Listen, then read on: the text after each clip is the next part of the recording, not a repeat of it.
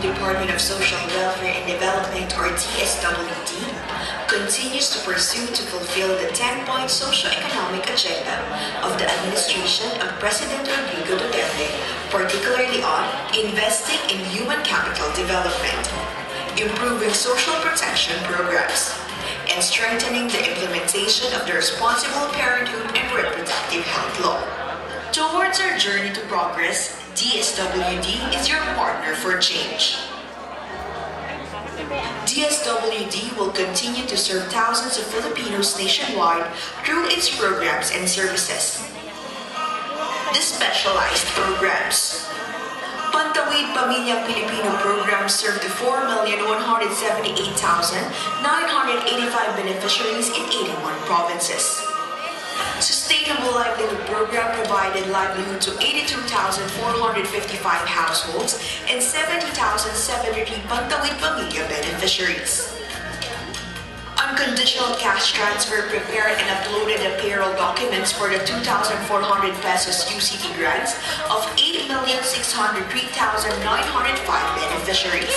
Kalahi Seeds National Community-Driven Development Program completed 4,558 sub-projects in 412 municipalities that benefited 1,536,100 households. The statutory programs. Assistance to individuals in crisis situations served 671,192 clients with assistance release amounting to 2,794,260,205.28 pesos. Social pension for indigent senior citizens providing 13,976,334 pesos to 3,140,064 indigent seniors, while the implementation of Centenarian Act benefited 977 centenarians. Recovery and Reintegration Program for Traffic Persons assisted 1,984 traffic persons nationwide. Lingap at Gabay para sa May Sakit, a medical assistance program of the Office of the President, served 69,805 indigent patients amounting to 712,588,740.4 pesos. Issuance of travel certificate to minors traveling abroad issued a total of 31,303 certificates. Disaster response. DSWD, as the lead disaster response agency in the country, provides relief supplies and augmentation support to local government units, mobilizes disaster response teams, monitors and coordinates with other concerned disaster response agencies, and sets up rapid emergency telecommunications team in areas hit by disasters.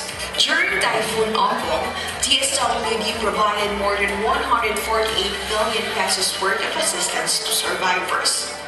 For Typhoon Rosita, DSWD provided more than 13.6 million worth of assistance to survivors. For Typhoon Usman, DSWD provided more than 35 million worth of assistance to survivors. The Boracay Island Rehabilitation. DSWD was able to provide 43,967,347.58 pesos worth of financial assistance to communities affected by the temporary closure of Boracay Island. In Marawi crisis, DSWD was able to provide 718,369,837.20 pesos worth of relief assistance to internally displaced persons. Yakap Bayan, an interagency collaborative framework that provides rehabilitation, aftercare, transformation, and reintegration support for recovering drug dependents, has served 21,900 surrenderers, wherein 3,182 of them are undergoing rehabilitation and 1,295 are undergoing aftercare. For soldiers who were killed or wounded in action or in police operations, DSWD provided interventions under the Comprehensive Social Benefits Program, special financial assistance through Sustainable Livelihood Program to 524 individuals, enrollment in the Modified Conditional Cash Transfer of 140 individuals, and provision of assistance to individuals in crisis situation to 9 individuals. For the coming years, DSWD aims to improve its operations and program implementation to become more responsive to existing and emerging social welfare issues, to strengthen disaster preparedness and response effort, to intensify implementation of the policy on ease of doing business in all DSWD transactions, and provide premium consideration in the welfare of personnel.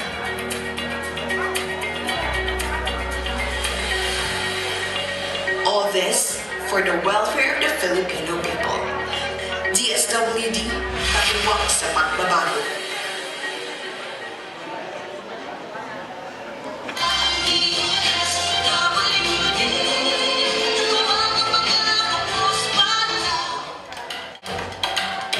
Pagkilala sa natatanging kontribusyon sa Bayan Awards, also known as PaNata ko sa Bayan Awards. Please all rise for the opening prayer and Philippine National Anthem.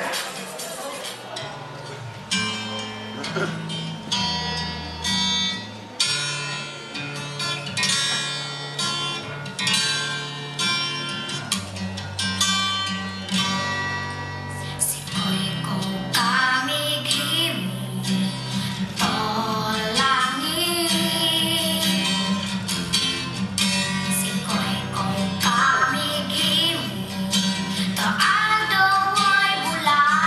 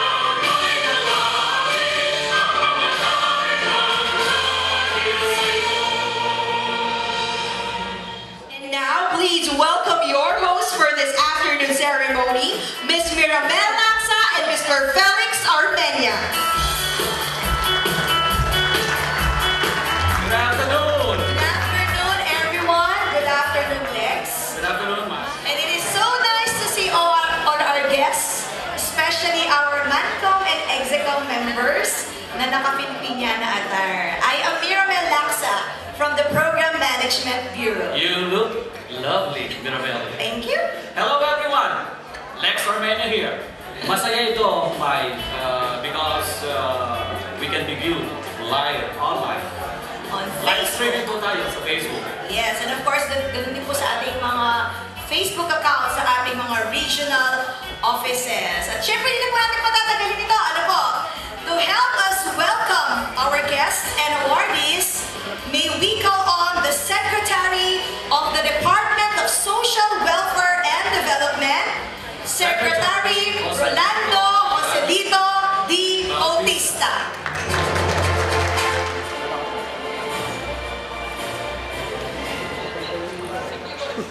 Ma'am Yusek Lusbiminda C. Ilagan, the Undersecretary for Policy and Plans and Department Legislative Liaison Officer, at the same time the Chairperson of the 2019 PaNata sa Bayan Awarding Committee,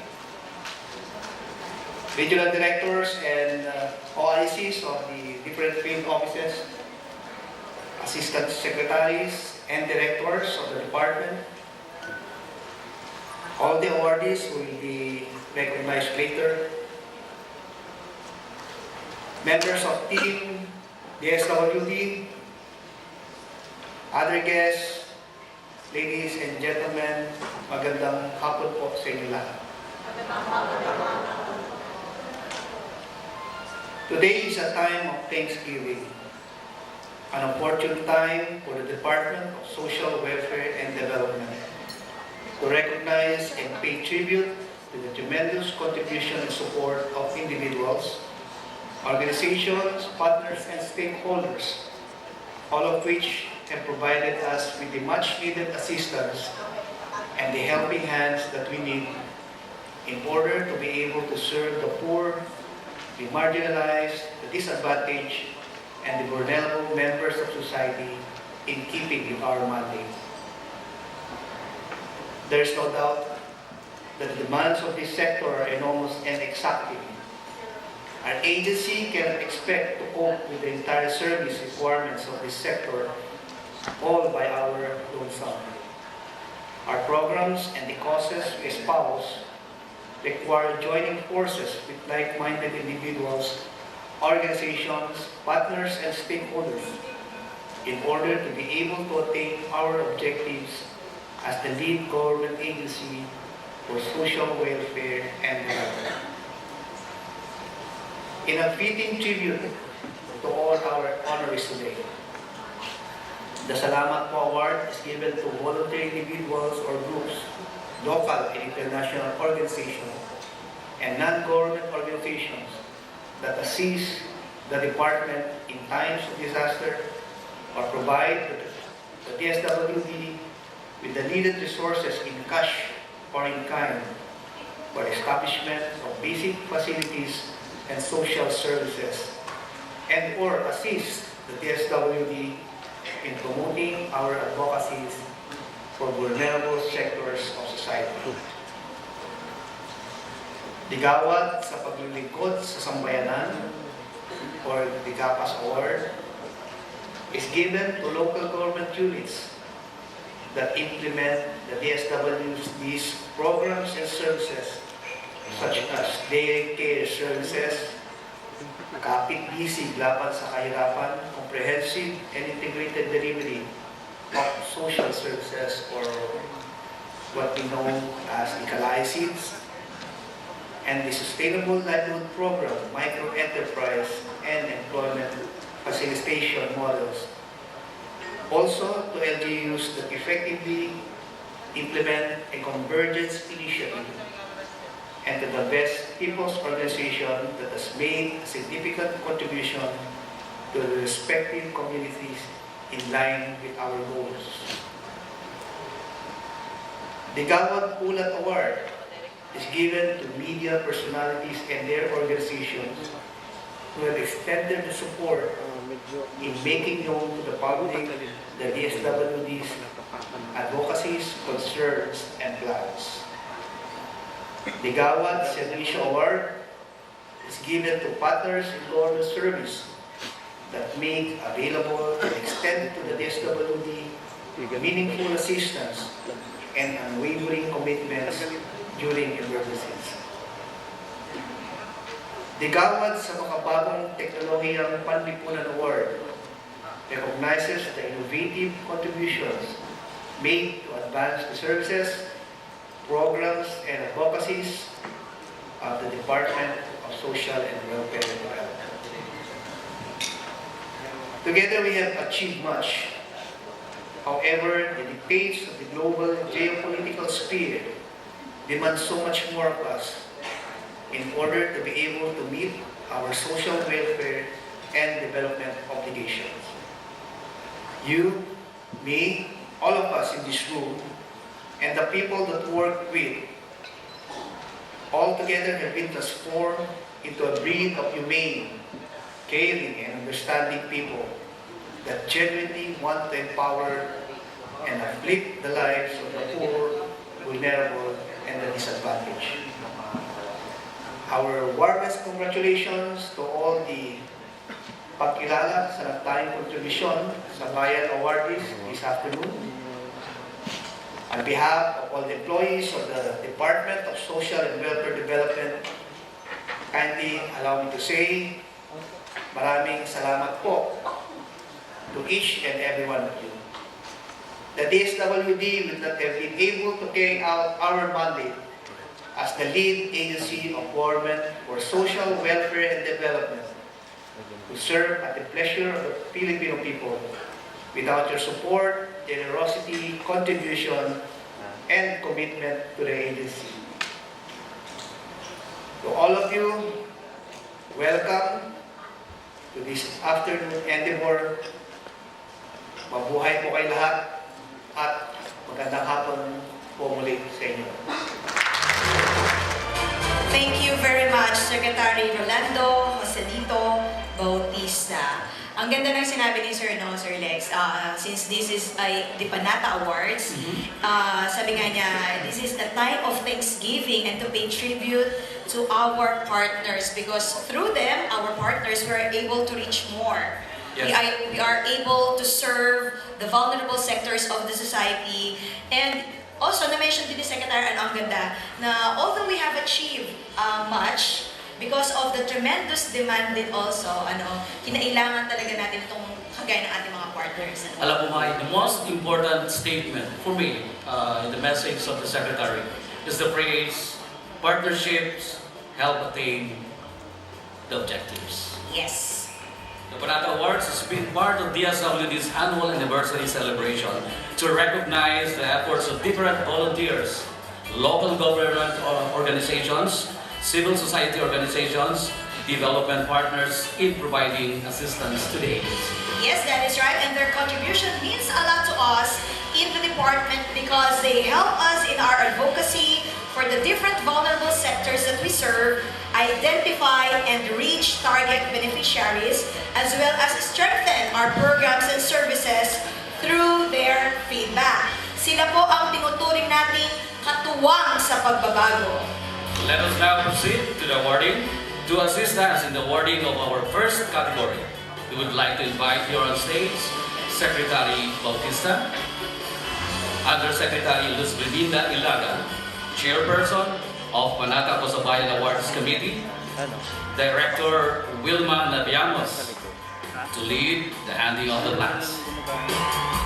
Our first category is Salamat Po Awards. This award is a commendation given to the individual volunteer, group volunteer, local and international organizations for providing assistance to the agency in times of disasters and of course in recognition to non-government organizations for their best practices. These institutions are providing resources in cash and or in kind for the establishment of basic facilities and social services of the department, as well as assisted our advocacies for vulnerable sectors. And for the first batch of our awardees, we are saying salamat po to our best volunteer, Miss Edna Crisostomo, to be assisted by DSWD Field Office 3 Director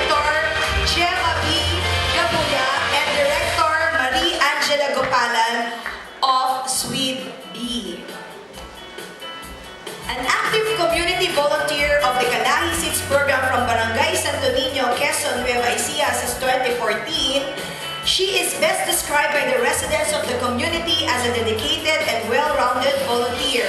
Despite being a widow with 5 children to raise alone, she still manages to attend to the needs of the Barangay Santo Cristo, Nueva Ecija as barangay health worker. Palakpakan po natin si Ms. Edna Crisostomo. This year, we have a new category, the Best Foster Parents Award, which goes to Mr. and Mrs.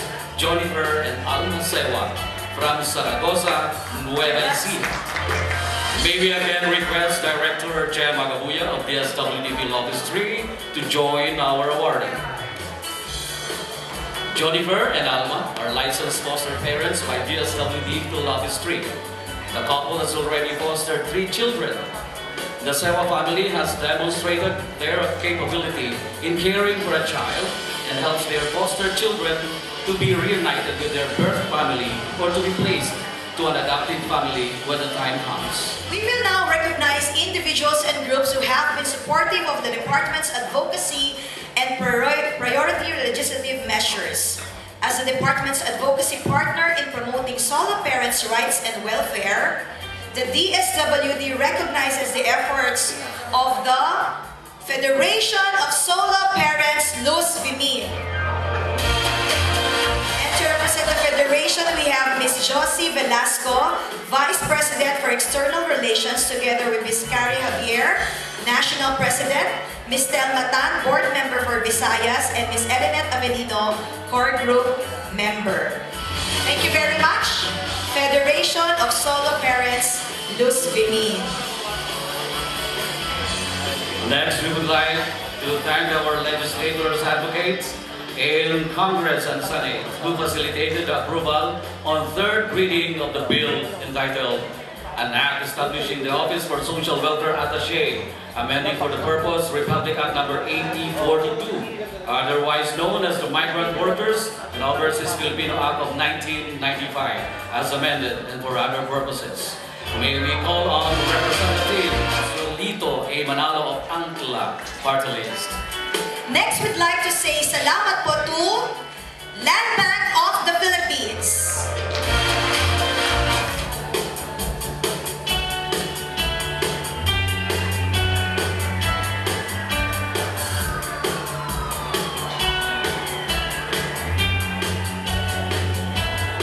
Thank you very much for that.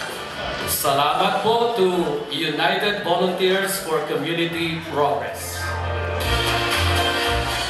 UBCB from Barangay Sampao, Isulan, Sultan Kudarat, to be represented by Ms. Mabel Aquino, the President, and Sampao Barangay Captain J.P. Ryan Taborado. Also to be accompanied by Director Marie Angela S. Gumalan of Sweet Pea.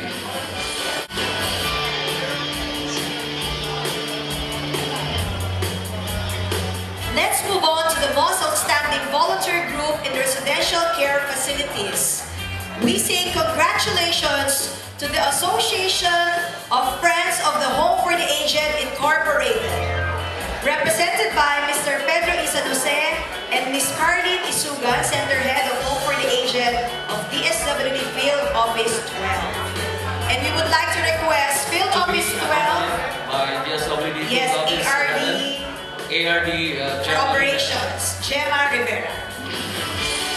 The association donated construction of medical rooms, chapel, and gazebo at the Home for the Aged. Move on to our non-government organization, representing Luzon, Visayas, Mindanao, and NCR. For the NGO representing Luzon, salamat po to SPUP Community Development Center Foundation, represented by Sister Merceditas Ang, SPC President, and Ms. Noemi T. Cabadu, Executive Director. For the NGO representing Visayas, salamat po to share an opportunity for SAO, Philippines Incorporated, represented by Ms. Army Martinez, Chief Executive Officer, and Ms. Raquel Ovalles, Treasurer. For NGO representing Mindanao, salamat po to Jesu Eucharistico Children's Incorporated Mindanao. Represented by Sister Marilu Becerre, DGE President.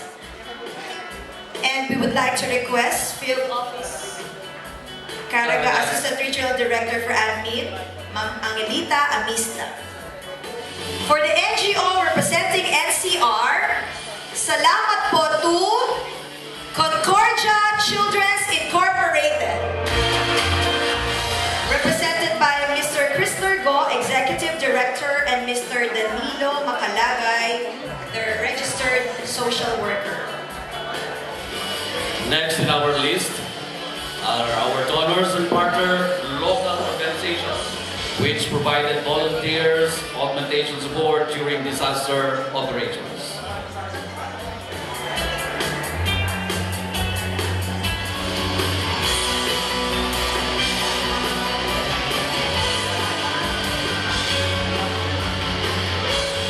Sige, maraming salamat po and congratulations. At this point po, we would hear a response from our awardees led by Mr. Alex Buenaventura of the Land Bank of the Philippines. Let me also take this opportunity to commend DSWD, led by Secretary Bautista, for your unwavering dedication to be a catalyst of positive change and development for our people. Yours is neither an easy nor a glamorous job, and taking this on calls for a deeply rooted passion for public service. So, congratulations to all fellow public servants in DSWD. Makakaasa po kayo na kami sa Landbank ay patuloy na magiging katuwang ng DSWD sa pagtugon sa mga pangangailangan ng ating mahihirap na kababayan. Once again, thank you and congratulations to all the awardees this afternoon.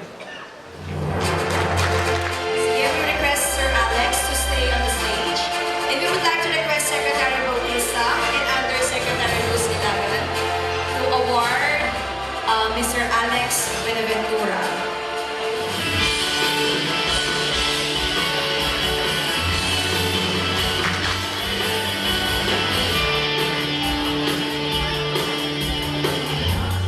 We would like to move back a bit and go back to our acknowledgement for our legislator advocates in Congress and Senate to facilitated approval on third reading of the bill entitled An Act Establishing the Office for Social Welfare Attaché, amending for the purpose Republic Act number 8042, otherwise known as the Migrant Workers and Overseas Filipino Act of 1995, as amended, and for other purposes. Of course, in this connection, to acknowledge Senator Joel Villanueva.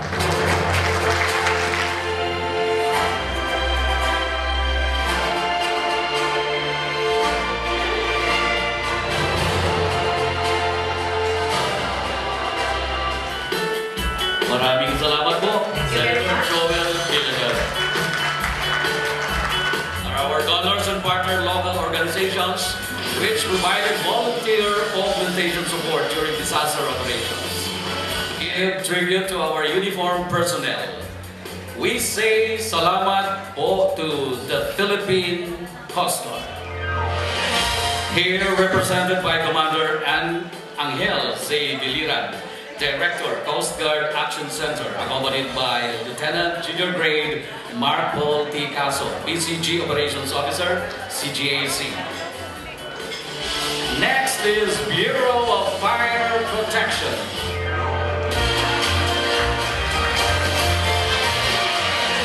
Represented by Senior Superintendent Wilberto Rico Neil A. Quantillo, Regional Director. And of course, the Philippine National Police,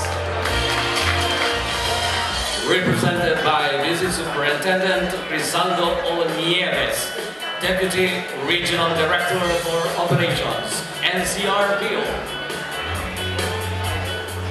And of course, Police Senior Superintendent Jemar Monekini. Alright, moving on. Let us now acknowledge the civilian groups who responded to DSWD's call for volunteers and have been instrumental in the production of family food packs.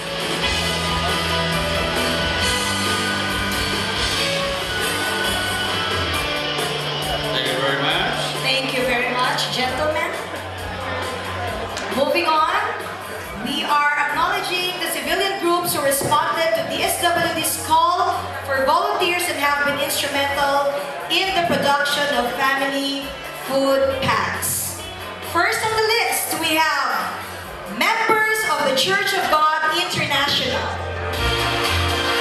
Yes, MCGI was among those who responded to the DSWD's call for volunteers last December 2017 to support the relief operations for the Marawi City armed conflict and typhoons Urduha and Binda.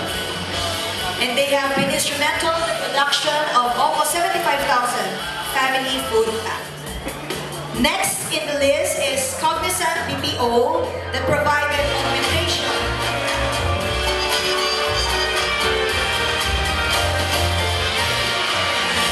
They provided augmentation support to 702 volunteers, represented by Ms. Jane Welling and Ms.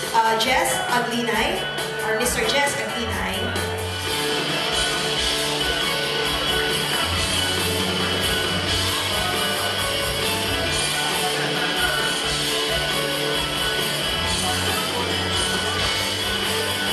And next we say thank you to Ride Guardians.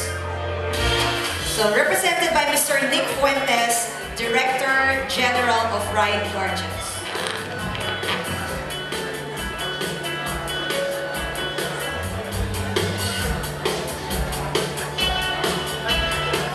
For providing transportation support to expedite the distribution of donations and relief goods to affected families, we say salamat po to Cebu Pacific Air.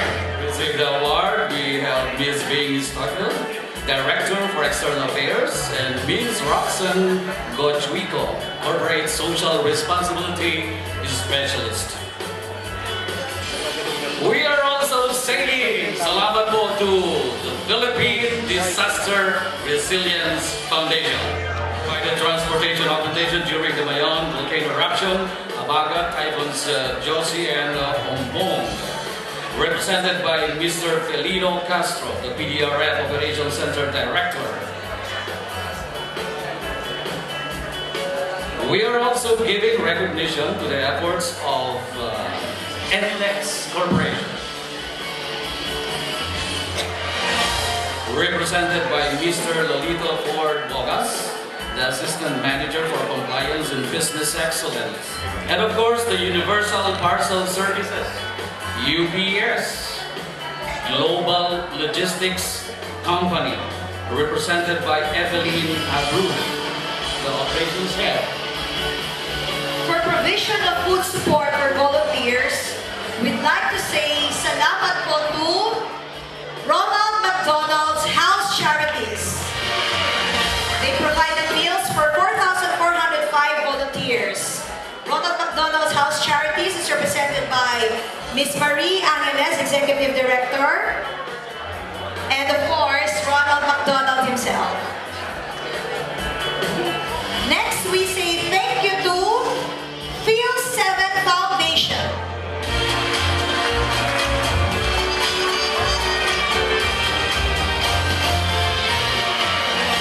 Feel 7 Foundation served 1,940 volunteers, and to receive the award are Ms. Israelita Ferrer-Lequin, Head Feel 7 Foundation, Mr. Nino Tatan, Employees Council Chairman, and Ms. Giselle Mingoa, Admin Officer of Feel 7 Foundation.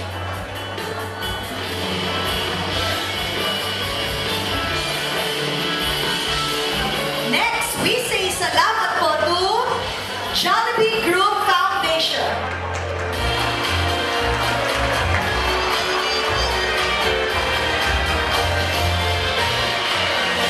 Jollibee Group Foundation provided food to 1,415 volunteers. Jollibee Group Foundation is represented by Mr. William Gonzalez, manager of Jollibee Uni Oil Branch. And now, we go to our international donors and partners. And now we say, salamat po to Asian Development Bank, ADB. Linked to the Social Protection Support Project, the ADB supports projects under Technical Assistance 9079.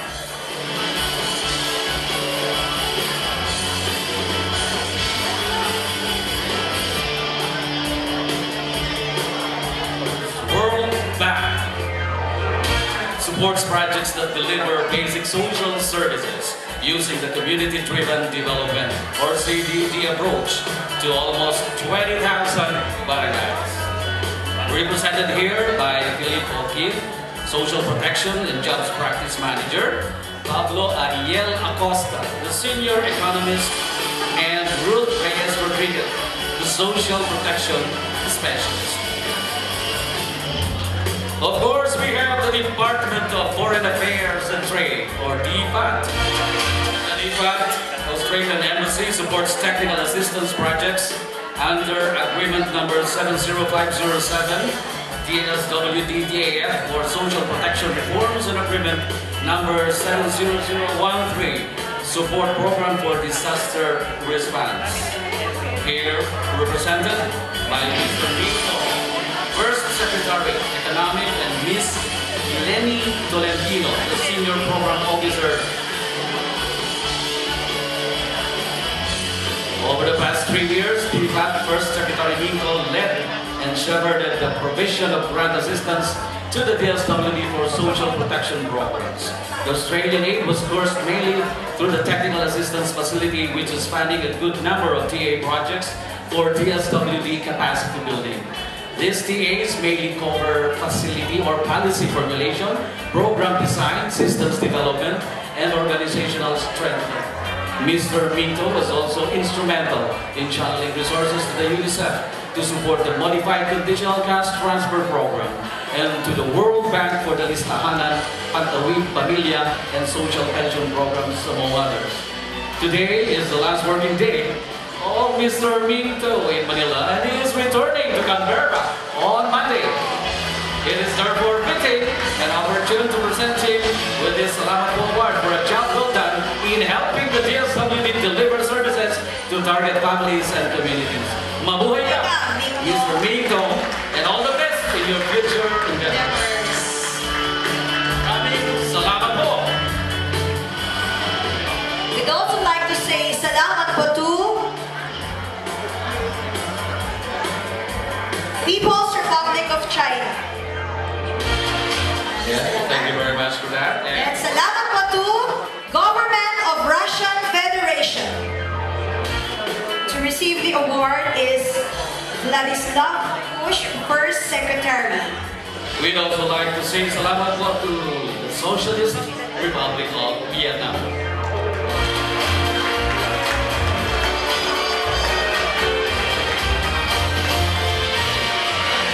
Here represented by Ambassador His Excellency Lee Hoc Tuan and Mr. Dinh Vu Ho, First Secretary of the Vietnam Embassy. Well, next, salamat po to the World Food Program.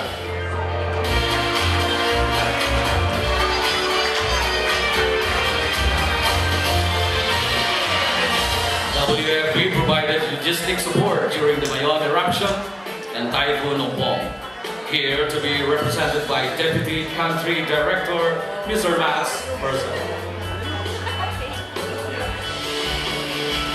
Next, we say salamat po to Save the Children Philippines. Save the Children Philippines provided support during the drafting and finalization of the implementing rules and regulations of Republic Act 10 Protection Act. And to receive the award are Benjamin Delphine, OIC Deputy Country Director of Operations, and Joseph McDonough, Project Manager. We are also singing Salamat po to United Nations Population Fund.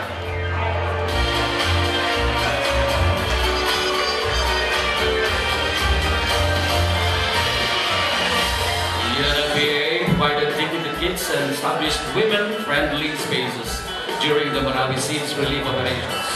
To receive the award are Mr. Ioni Canto, the country representative, and Ms. Pamela Marie Godoy, the National Program Officer, Gender GBV Advocate. Next is Inmar Sak.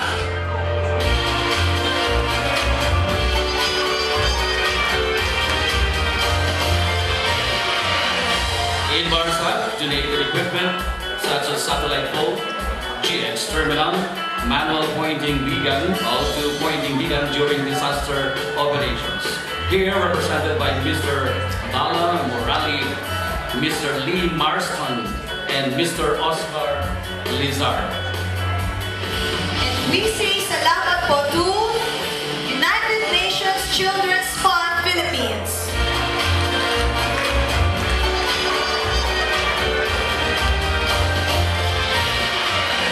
The UNICEF DSWD 2017-2018 Rolling Work Plan supports technical assistance projects under the 3 technical assistance programs: early childhood care and development, water, sanitation and hygiene, child protection, and social policy. Here represented by Mr. Jesus Par, child protection specialist, representing Ms. Lota Silvander, country representative of UNICEF. We would like to go back a bit again. We would like to say salamat po to the People's Republic of China, here represented by Ambassador His Excellency Xiang Ji. And of course, the government of Russian Federation with Mr. Vladislav Mongosh.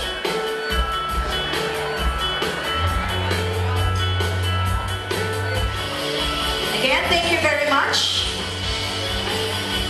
And may we now hear a message from Mr. Jesus Par of UNICEF. Secretary Rolando Bautista and the DSWD family, where I formerly belong. I'm giving this message in behalf of Lota Silvander, who you know that she is completing her mission in the Philippines and transferring to Ukraine for another assignment as new country representative of that country. So in behalf of Lota Silvander, may I read this message for all of you. Thank you for this Salamat Po Award for UNICEF as a major development partner of DSWD. We at UNICEF recognize DSWD as a long-time and reliable partner in providing children and their families better access to programs and services towards delivering quality results for children in regular programming and during times of emergencies. DSWD, together with its partners, reach out to the most vulnerable and highly at-risk children and their families to provide them better quality of life. We at UNICEF reaffirm our commitment to support DSWD's priorities as aligned in protecting the best interests of every Filipino child. We look to DSWD as a major player in the implementation of the Philippine Plan of Action to End Violence Against Children.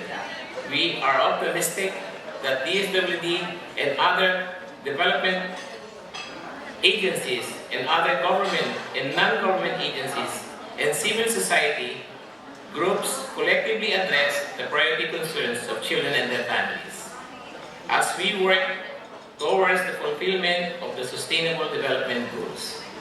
In behalf of UNICEF and all the other major development partners that are here, we wish DSWD and its highly committed staff all the best in the coming years.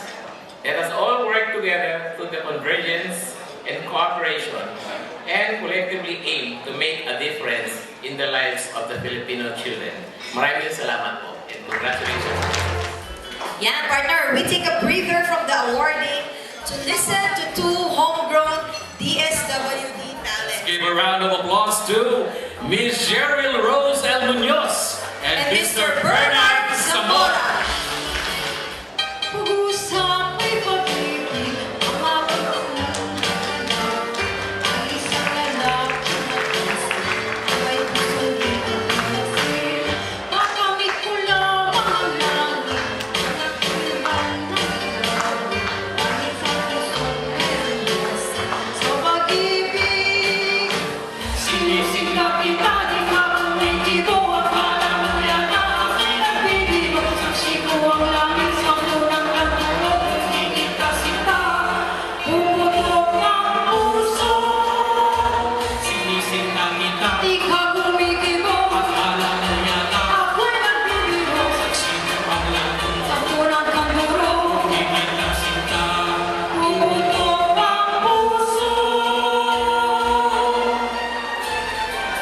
We now move on to our next category, the GAPAS Award.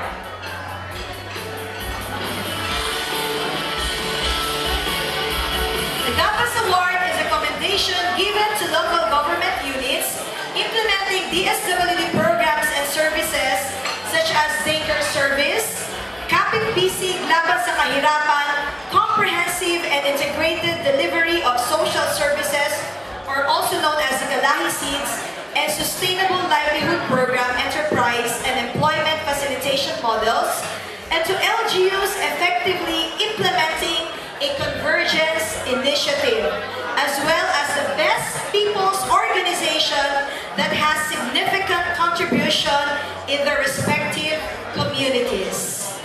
Yes, for the best people's organization. Congratulations to Samahan ng mga taong may kapansanan sa Bataan. Here represented by Miss Elenita G. Cruz, the President, and Miss Loida C. Medina, Vice President. May we request Field Office 3 Director Jen Magabuya to join the awardees on stage.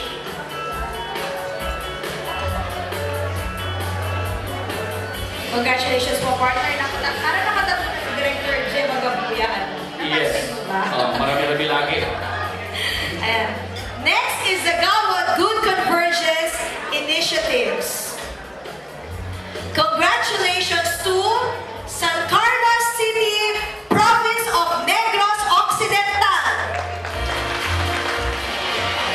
Here represented by Ms. Melquisedec Galve, Project Development Officer 3, accompanied by Ms. Cynthia Mirande, the City Social Welfare and Development Officer, Ms. Diadem Pearl Tamara, Regional Convergence Coordinator, and of course, we would like to request Director Evelyn Macapobre and Director Rebecca Gimala. Thank you very much. For the local government unit implementing outstanding Sustainable Livelihood Program, or SLP, Micro Enterprise Development Model. Congratulations to the Municipality of Bayambang, Pangasinan, represented by Dr. Cesar T. Kiambao, Municipal Mayor, and of course, accompanied by Director Nicomedes Castillo. And of course, Ms. Mary Claire Judith Billis Jose Kiambao. Next is the local government unit implementing outstanding Sustainable Livelihood Program Employment Facilitation Model. Congratulations to the provincial government of Iloilo, represented by Attorney Dennis Ventilacion, the provincial legal officer. And of course, accompanied by Director Evelyn Macapobre and Director Guillermo. Congratulations. We now move on to the Model Local Government Unit implementing daycare service. Congratulations to the City of Tagaytay. Here represented by Ms. Elma Patawe, OICT City Social Welfare Development Office, and Ms. Jonalyn Hada, a daycare worker.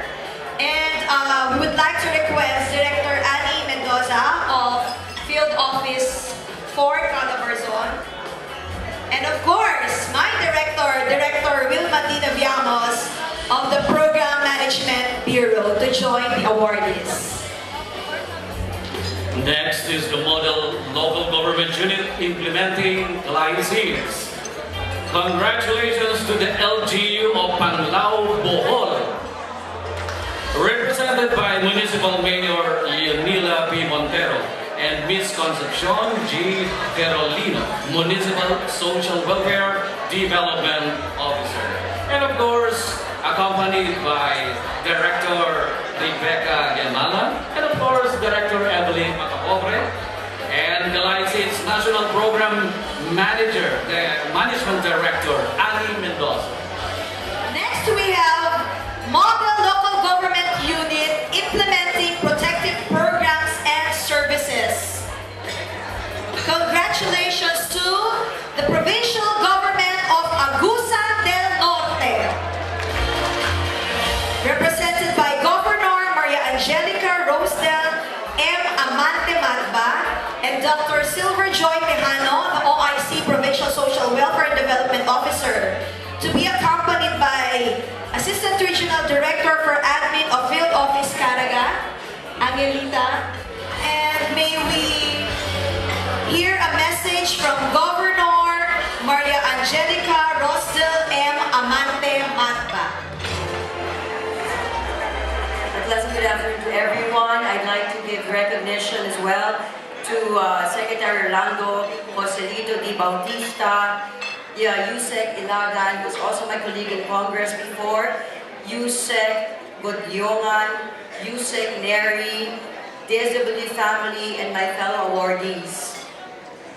The province of Agusan del Norte is really happy to receive such recognition, and we give so much pride that this award has been bestowed upon us.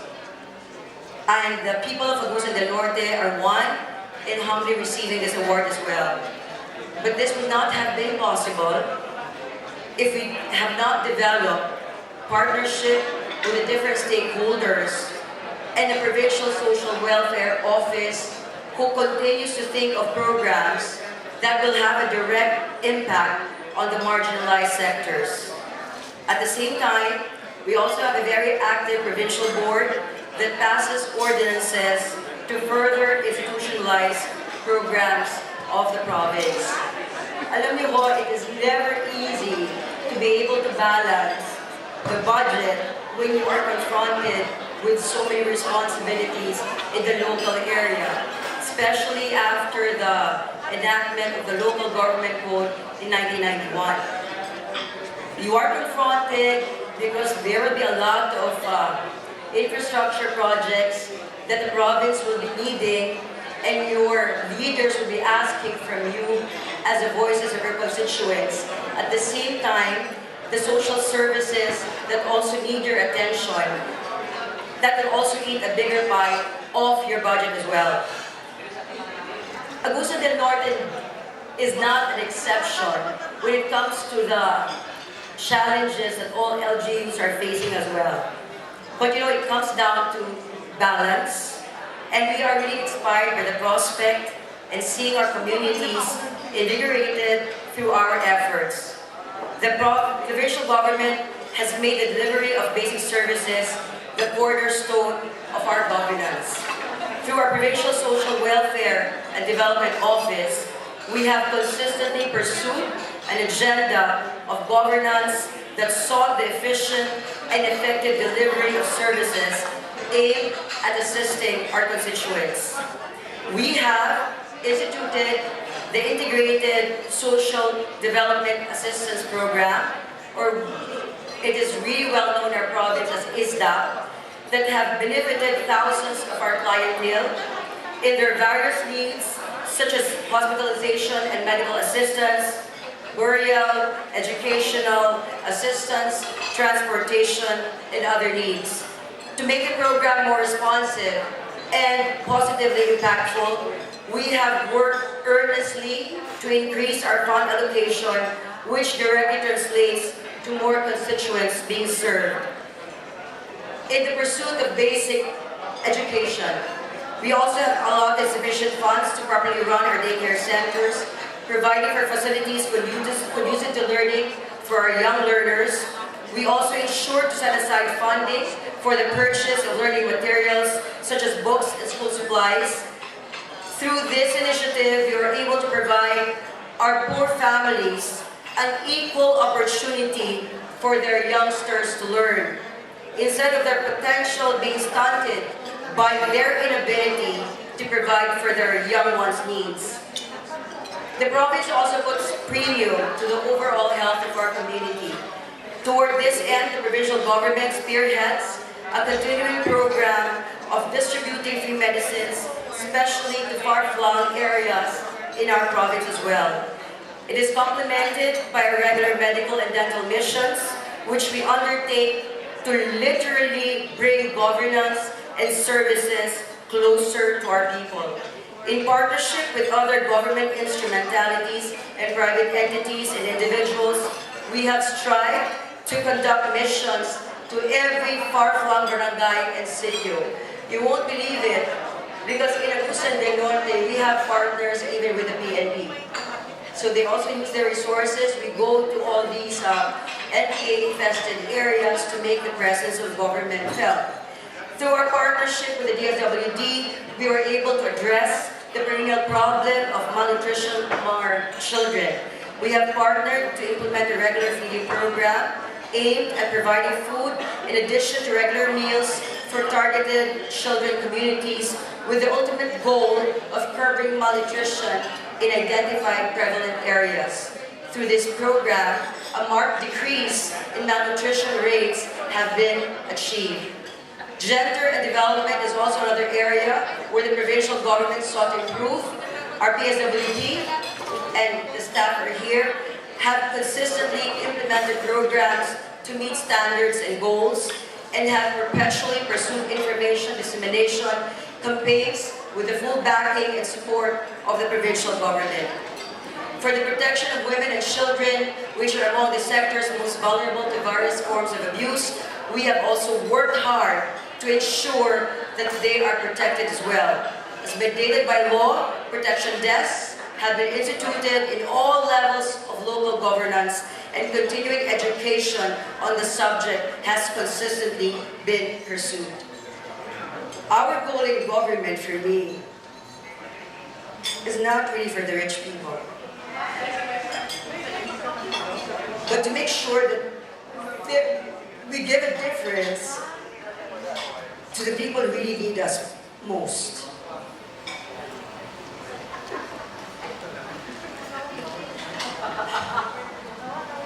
We will be encountering more problems,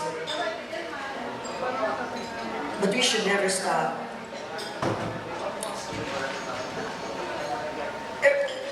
Every time we see fellow Filipinos who will be needing our help, it means our job is not yet done. So you'll have to do it.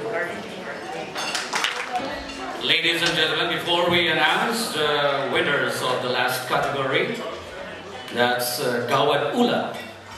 Let's all sit back, relax, and enjoy another song number from another DSWD talent.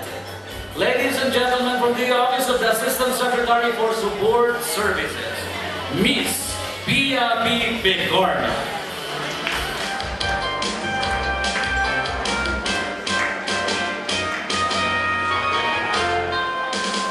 May bumukol sa sanga sa sakit na isang kahoy, at nahagip ng bato ang pakpak ng puting ibon. Dahil sa sakit, di na nakaya pang lumipad, at ang nangyari ay nahulog, ngunit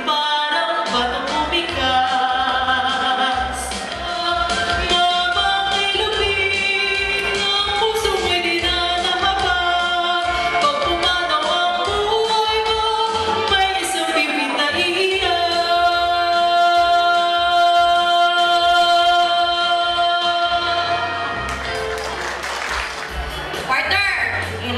Finally, we come to the last category, the Gawad Ulat. Gawad Ulat is a commendation given to media entities or media persons who have been supportive of the department's advocacy and communication trust. We now proceed with the announcement of winners. The most supported TV station goes to GMA 7. To receive the award, we have DJ Busong, the Senior Administrative Specialist of GMA News and Public Affairs.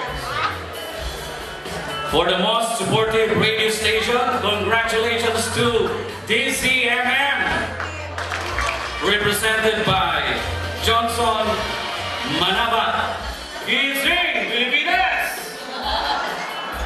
And for the most DSWD supportive newspaper, thank you and congratulations to the Manila Bulletin, represented by Ms. Carmen Suba, the Vice President for Public Relations. And last but definitely not the least of the awardees, congratulations to the most DSWD supportive beat reporter, Ms. Elalyn De Vera Ruiz of the Manila Bulletin.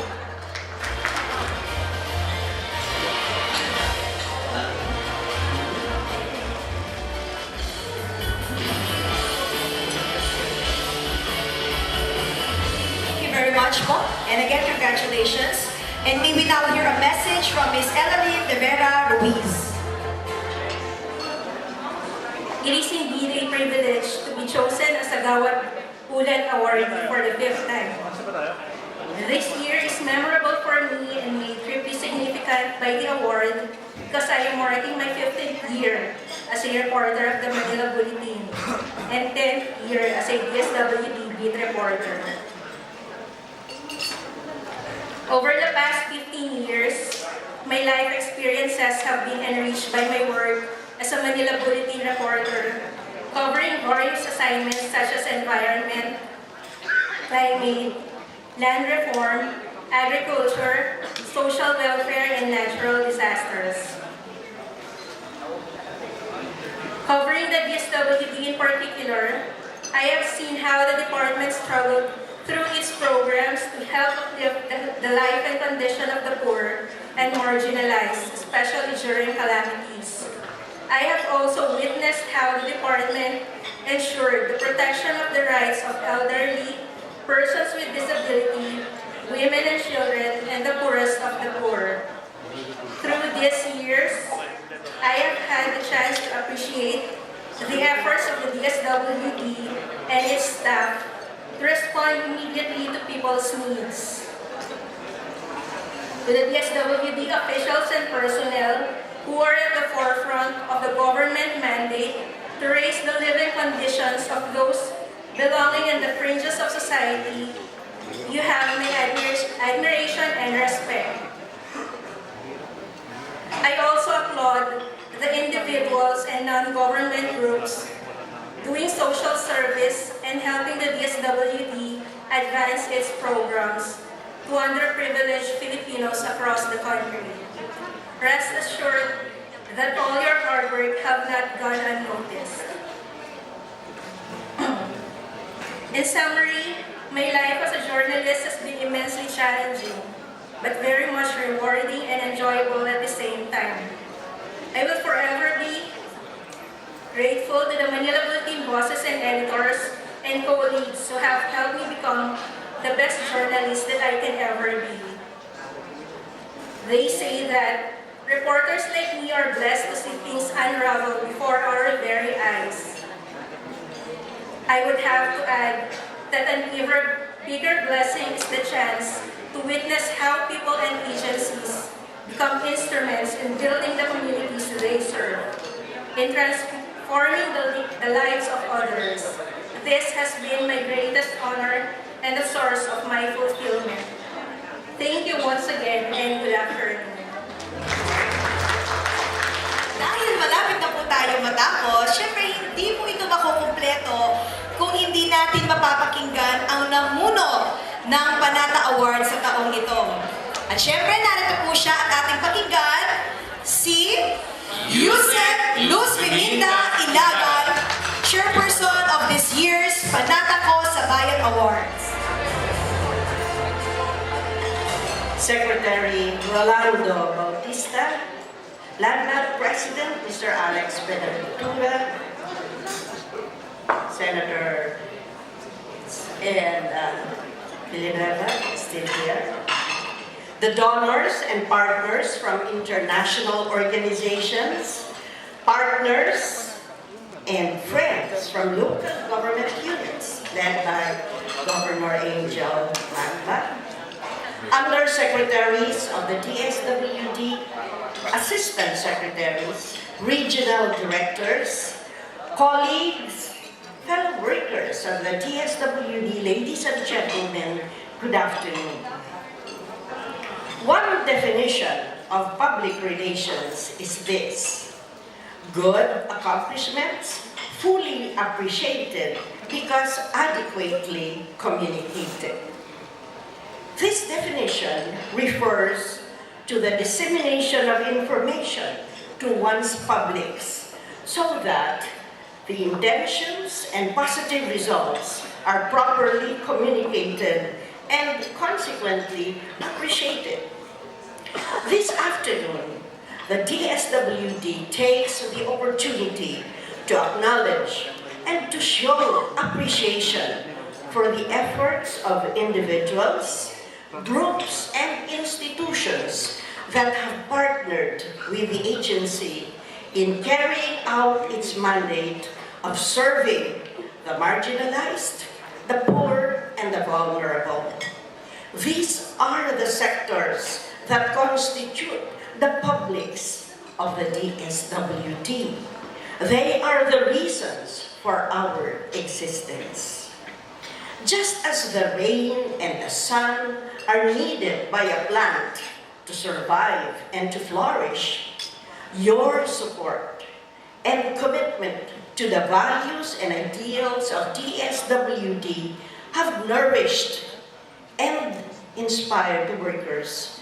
Just like plants, they have been nourished and inspired to grow and to ensure that the programs and projects reach full bloom and bear fruits of achievement and success.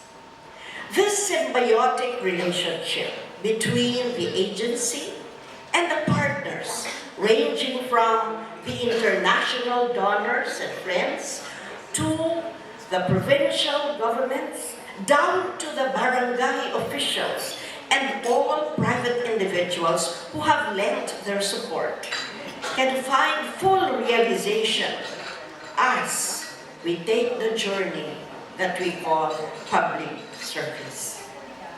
When the heart is full, words are insufficient to express the feeling of gratitude that in this journey that I have mentioned, the DSWD can rely on partners who are not just looking at the same direction, but who are dedicated to uplift the lives of our people.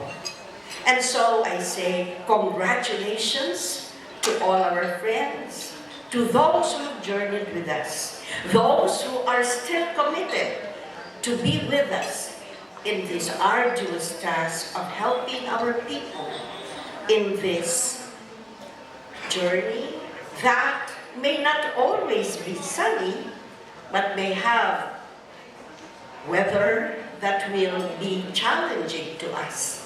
But no matter what the trials are, no matter what the sacrifices we have to take, still, if the commitment is there, then we can succeed and help our people. So, to the awardees, congratulations. This is our way of acknowledging what you have done to help us. And I hope next year we will still be together, because we always feel good in DSWD when we are able to say, maraming salamat po sa inyong lahat. Good afternoon. Thank you very much, Yusek Luz Ilagan. Mirabel, ang sabi ni chairperson natin, ex abundancia cordis us lubitur, meaning in the abundance of the heart, the mouth speaks. That's the reason why we have this awarding ceremony. Maraming salamat po, Yusek Luz Biminda Ilagan. Pakanta po natin si Yusek Luz. Awitin nating lahat ang tagumpay nating lahat.